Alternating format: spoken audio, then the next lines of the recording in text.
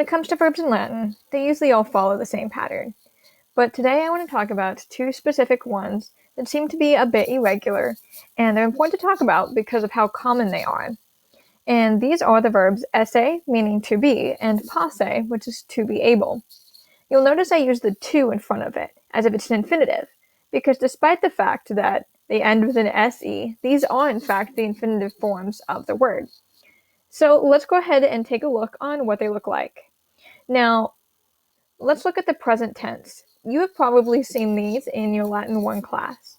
You have your sum est, sumus estis sunt. The I am, you are, he, she, it is, we are, y'all are, and they are. These terms are the most important ones to remember because of how common they are. Despite the fact that sum is just one word, it means both I and am together.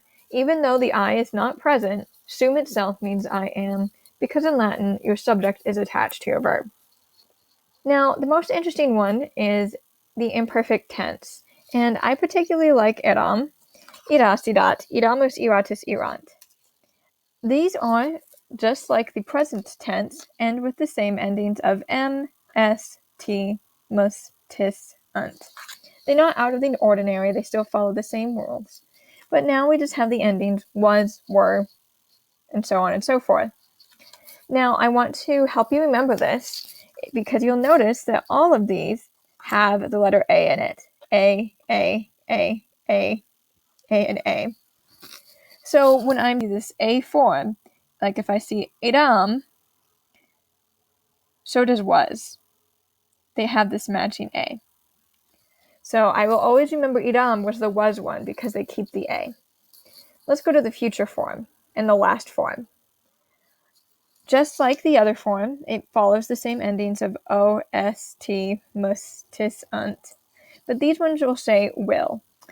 And like the other one where idam, the am was, because it has that A, these all have an I in it. This eris, edit, emus, editus. And this is how I remember. Will, eris. They have the same vowel. So if you can remember your present endings of ost, mus, tis, unt, and remember your stem vowel of a, the imperfect has the A and the future has the I, you're good to go.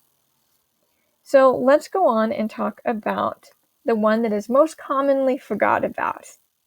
Possum, posse, poltui, to be able. Now you could technically translate these forms as can. I particularly usually avoid that, mostly because possum and posse usually is followed by an infinitive, like I am able to jump, and I like to keep it as close to the Latin as possible. And if I said I can jump, which means the same thing, it's just not as grammatically as close to the Latin as it is. But either one is fine.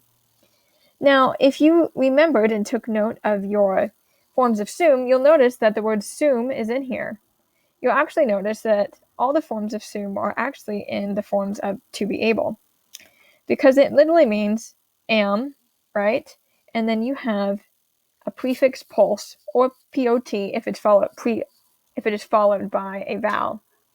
So sum, I am able, you are able, he, she, it is able, we are able, y'all are able, and they are able. So if you put in your head that this POS or POT prefix means able, you can save yourself a lot of time from having to actually remember these as an individual word and just more of just a prefix. And you'll actually see that this happens in not only the present tense, but the remaining two as well. So if we go ahead and go to the imperfect tense, you'll see the exact same thing happening.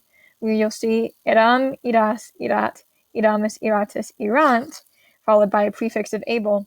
And instead of it just being I was now, I was able, you were able, he, she, it was able. And the same thing is happening in the future tense of potero, poteris, poteret. I will be able, you will be able, and so on and so forth.